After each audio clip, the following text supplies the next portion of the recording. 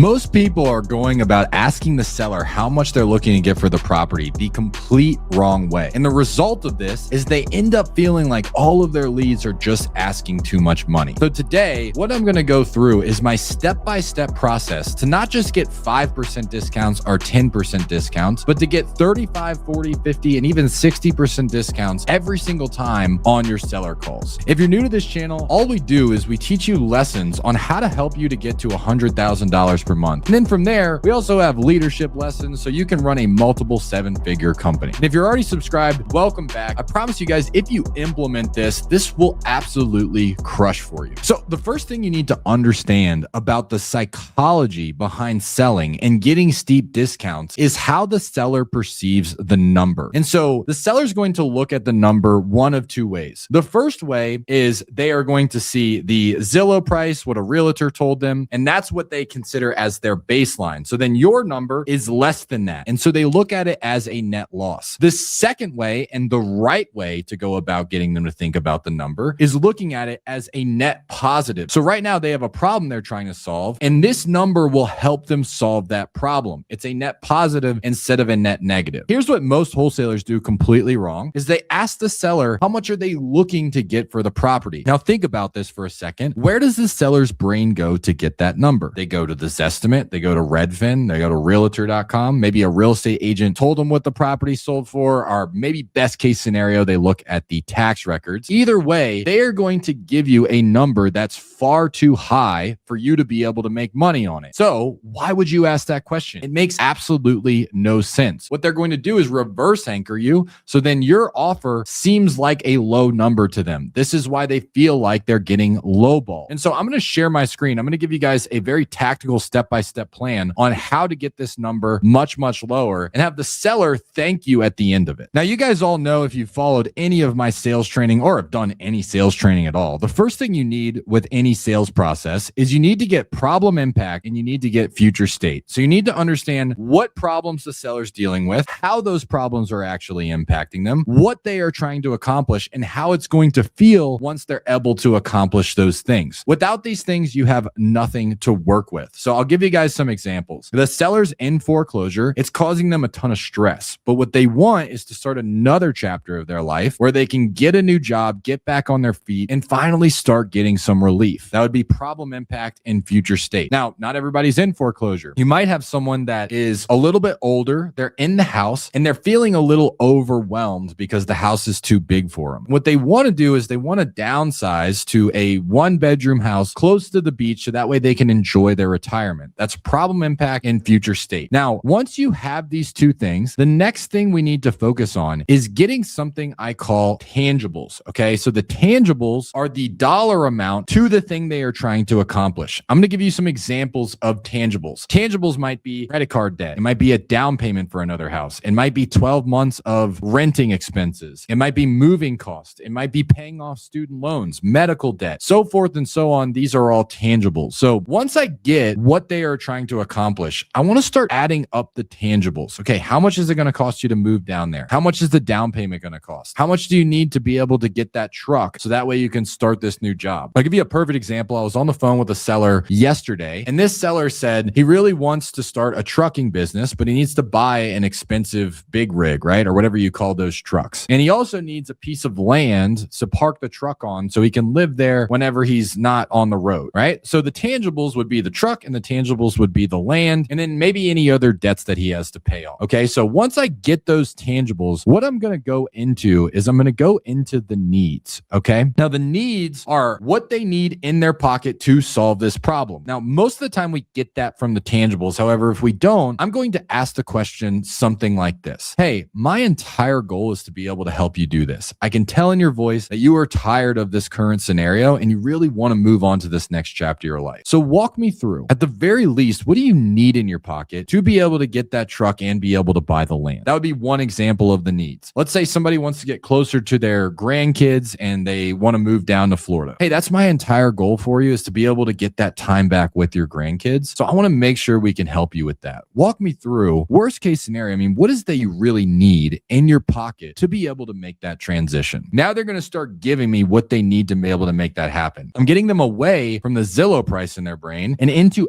actually solving the problem. Now, this is going to go one of three ways. The first way is they give you needs that are far less than you can offer them, meaning their needs might be $15,000, but you're going to be able to put $500,000 in their pocket. And so what I would do in that case is I would start painting a picture with the rest of the money. So I'd say, we're going to walk away with a lot more than $15,000. I mean, what's the plan with the rest of the money? You're not going down to Vegas and putting it all on black, are you? Or I might say, what's the plan with the rest of the money? Are you going to be just putting it in retirement? Like, what's going on? And then they're going to start painting a picture on what they would do with the rest of the money. They might, hey, I'm saving up for a house. Once one comes available, I'd like to buy it. I like to start traveling. I like to start taking vacations, but I want them to future pace themselves with what they would do with that money. The second option, which happens more often than not, and this is the kind of the best case scenario, is the needs line up right about what your offer is. So let's say that they need $80,000 to be able to start this next chapter of their life. They need to pay off some medical debt. They need to pay off their car, and they need a down payment for another house. And you can offer them, I don't know, somewhere between like $70,000 and $100,000, somewhere around there. What I'll do is I'll do a small anchor. So I'm not going to do a big anchor. I'm not going to anchor at like 40% of what their needs are. I'll just do a small anchor. I might say, hey, look, and my entire goal is to be able to get you every penny of that. My only concern is because of the condition of the property and the current market conditions, let's say that all the offers come in slightly less than that. Like they come in around, I don't know, $65,000. Could you get a piece of land that's maybe $15,000 cheaper? And so I'll go into an anchor there. What most people do completely wrong with the anchor is they'll just bring up some bullshit fake comps and they'll say, what would you say if somebody offered you that? It sounds like this. Hey, and so I am seeing that properties in the area are selling anywhere from, $40,000 to $50,000. What would you say if somebody offered you that? Now, the problem there is you already sound like you're negotiating and the seller feels like that's your offer. So they're just going to tell you no. You're like, oh no, I would never take that. They also don't feel like you're on their side. So notice how I frame that. Hey, my entire goal is to get you every penny. My only concern is that all the offers come back slightly less. And we're going to use this same process for the offer is way less than their needs. Let's say that their needs are $200,000, right? And we're only going to be able to offer 100. I'm going to use that same anchor process. So the first thing I'm going to do is I'm going to frame and then I'm going to ask them if it could work. So this is what we call the anchor. And I'm going to share my screen again. I would say something like this. My entire goal is to be able to help you get to that next property and help you start this next chapter of your life. My only concern is I've been doing this for a really long time. And because of the market conditions and